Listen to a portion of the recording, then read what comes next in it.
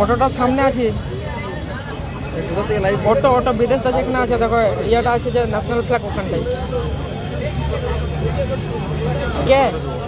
হ্যাঁ হ্যাঁ পালিয়ে গেছে বিধায়ক।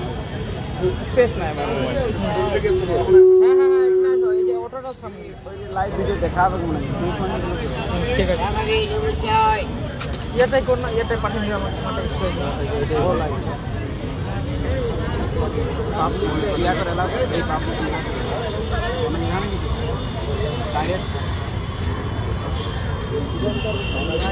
हेलो हेलो 2022 সালের প্রাইমারি টেট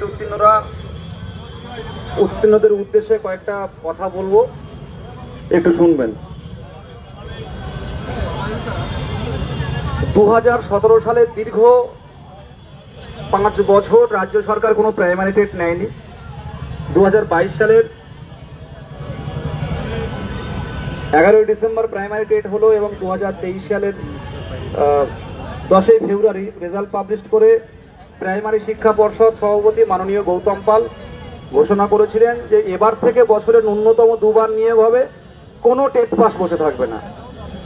সেই 2023-এর ফেব্রুয়ারি মাস আর আজ 2025 সালের অক্টোবরের 16, এই দীর্ঘ প্রায় 3 বছর কখনো নবান্ন, কখনো বিকাশ ভবন, কখনো প্রাইমারি পর্ষদ, কখনো কালীঘাট, কখনো তৃণমূল ভবন, মুখ্যমন্ত্রীর হাতেও পর্যন্ত আমরা ডেপুটেশন তুলে দিয়েছি। শিক্ষামন্ত্রী তো আছেই, এরপরও আমাদের নিয়োগ নেই। তবে লাস্ট কয়েকটা আন্দোলন আমাদের তীব্র আন্দোলন হয়েছে, সেটা বিধানসভা অভিযান, প্রাইমারি শিক্ষা পর্ষদ অভিযান এবং বারাসাত অভিযান। শেষ পর্যন্ত পুজোর ছুটি দেওয়ার ঠিক আগের দিন আমাদের নোটিফিকেশন দেওয়া হলো, কিন্তু কি নামমাত্র ভ্যাকান্সি। সেটা কি হলো? 13,000 ভ্যাকান্সিতে নোটিফিকেশন প্রকাশ করা হলো, নামমাত্র ভ্যাকান্সি, যা এই যাবৎকাল পশ্চিমবঙ্গের ইতিহাসে এত কম ভ্যাকান্সি নিয়োগ কোনোদিন হয়নি। এ যাবৎকাল এত কম ভ্যাকান্সি নিয়োগ এ যাবৎকাল হয়নি। এই দ্বিচারিতা কেন? যেখানে চাকরি প্রার্থী যারা অযোগ্য তাদের নিয়েও সরকার যেভাবে, মুখ্যমন্ত্রী যেভাবে সহানুভূতি দেখাচ্ছে, সেক্ষেত্রে দীর্ঘ এত বছর অপেক্ষারত টেট উত্তীর্ণদের জন্য এই দ্বিচারিতা কেন? এত কম ভ্যাকেন্সিতে নিয়োগ কেন? আজকে আপনারা জানেন রাজ্যে 2215টি প্রাইমারি স্কুল শিক্ষক শূন্য অথবা একজন শিক্ষক দিয়ে কাজ চালানো হচ্ছে। শুধু রাজ্য নয়, দেশের পরিস্থিতিও খারাপ। আজকে আমাদের দেশে 1 লক্ষ স্কুলে একজন শিক্ষক। তো এইভাবে গরিব, মেহনতি, মধ্য নিম্নবিত্ত সন্তানরা যারা প্রাইমারি স্কুলের প্রতি ভরসা করে, সরকারি প্রাইমারি স্কুল, সেই স্কুল দিনের পর দিন বন্ধ হচ্ছে। স্কুলে কারা পড়ে? চায়ের দোকানদার থেকে শুরু করে, রিক্সা চালক থেকে শুরু করে গরিব, মধ্যবিত্ত, নিম্নবিত্ত ঘরের সন্তান। কোন নেতা মন্ত্রী, সিপিএম বলুন, বিজেপি বলুন, তৃণমূল বলুন, তাদের সন্তানরা কিন্তু এই প্রাইমারি স্কুলে পড়েন না। তাদের সন্তানদের জন্য বড় বড় বেসরকারি স্কুল। সেখানেই সামনের দিনে গরিব মানুষদের বাধ্য করা হচ্ছে বেসরকারি স্কুলে পড়ানোর জন্য। আজকে প্রত্যেকটা স্কুলের অবস্থা, একজন শিক্ষক কোথাও নেই। এই অবস্থাটা তৈরি হবে কেন? আমরা চাই শিক্ষক থাকলে শিক্ষার্থী থাকবে। আজকে এত টেট উত্তীর্ণরা নোটিফিকেশন পাওয়ার পরও তারা কিন্তু রাজপথে সেই সকাল থেকে, ভোর থেকে, অনেকে গতকাল বেরিয়েছেন কোচবিহার থেকে, প্রায় কয়েকশো চাকরি প্রার্থীরা কোচবিহার থেকে শুরু করে জলপাইগুড়ি, আলিপুরদুয়ার, 2 দিনাজপুর, মালদা, মুর্শিদাবাদ, 2 বর্ধমান, 2 24 পরগনা, হাওড়া, হুগলি, ঝাড়গ্রাম, 2 মেদিনীপুর। কেন রাজপথে বসে থাকতে হবে এইভাবে? আজকে আমরা ডেপুটেশন দিচ্ছি, 1 সপ্তাহের একটা সময়সীমা আমরা চেয়ে নিচ্ছি। 1 সপ্তাহের মধ্যে যদি আমাদের ভ্যাকান্সি নিয়ে কোনো সদুত্তর না পাই, আমরা আগামী দিনে দিকে আমরা জেলায় জেলায় যেখানে মুখ্যমন্ত্রী সেখানে আমরা আমাদের দাবি তুলে ধরবো গণতান্ত্রিক পদ্ধতিতে। এছাড়া কিছু বলার নেই। প্রত্যেক টেট উত্তীর্ণদের বলবো, আমরা যেভাবে এসছেন, যেভাবে এই লড়াই জারি রেখেছেন, লড়াইটা জারি রাখুন। আজকে যেভাবে সার্চ করো এমিনেন্ট হোটেল, আমাদেরকে বঞ্চনা করে রাখা হচ্ছে আমরা সবাই সার্চ বুঝতে করো পারছি। গুগলে। এটা বেশি দিন চলবে না। আন্দোলন করে যেমন আমরা নোটিফিকেশন ছিনিয়ে এনেছি, আন্দোলন করে ভ্যাকান্সি বাড়িয়ে নিয়ে আসবো। ভ্যাকান্সি বাড়াতেই হবে।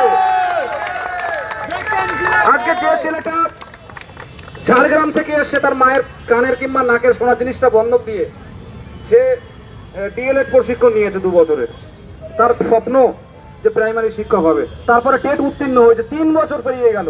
এত উদাসীন কেন? আর চাকরি চাইতে গেলে তখন চপের দোকান দেখিয়ে দেওয়া হচ্ছে। চপের দোকান, মুড়ির দোকান যদি হয় তো আপনার পরিবারের লোকজন নিয়ে আগে শুরু করুন, পরে আমরা যাব। আপনার পরিবারের লোক দিয়ে শুরু করুন চপ মুড়ির দোকান। পরিষ্কার ভাবে জানাচ্ছি, দিকে দিকে ছাত্র আন্দোলন। পৃথিবীতে দেখতে পাচ্ছেন প্রতিবেশী দেশগুলোর অবস্থা। যারা বঞ্চিত হয়ে আছে তাদের দিকটা মানবিক ভাবে দেখুন। এক টুকরো রুটি ছুড়ে দিলাম আমি, তাতে কে পেলো না দেখার দরকার নেই। একটা গণতান্ত্রিক সরকারের দায়িত্বের মধ্যে পড়ে কর্মসংস্থানটা দেয়া। সেখানে কেন এই দ্বিচারিতা? অবিলম্ব করতে হবে। প্রত্যেক টেট উত্তীর্ণদের বলবো, ভেঙে পড়বেন না, লড়াই শেষ পর্যন্ত হবে। অন্তত 10,000 ভ্যাকান্সি যদি বাড়াতে হয় সেটা বাড়বে, আর সেটা বাড়াতে হবে। বাড়িতে পড়ুন আর রাজপথে লড়ুন। আমার ছোট্ট কথা, বাড়িতে পড়ুন, রাজপথে লড়ুন। আর যারা আসেননি তাদেরকে বলুন, দেখুন আমরা দীর্ঘদিন ধরে আমাদের এইভাবে বঞ্চিত করে রাখছে। আজ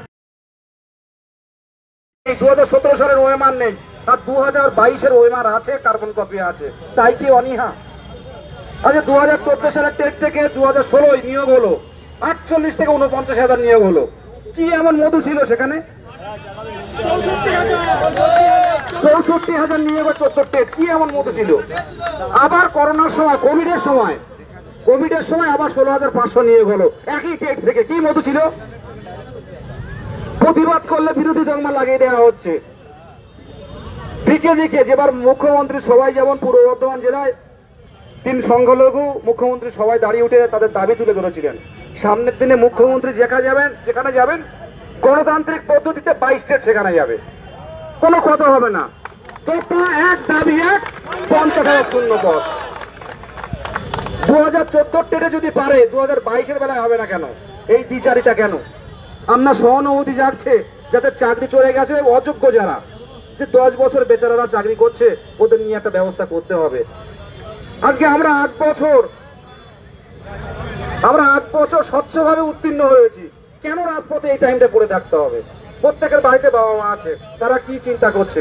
যে অসুস্থ বাবা মা, তারা কি চিন্তা ভাবনা করছে? কত প্রতিবন্ধী আছে এসছে, এরা কারা? এরা কেন হবে? এটা হচ্ছেটা কি? এটুকুই বলার, আর কিছু বলার নেই। টেট উত্তীর্ণরা ভেঙে পড়বেন না। যেমন রাজপথে ঐতিহাসিক মিছিল করে আজকে দেখিয়েছেন, সামনের দিনে আজ যেমন পুলিশ পারমিশন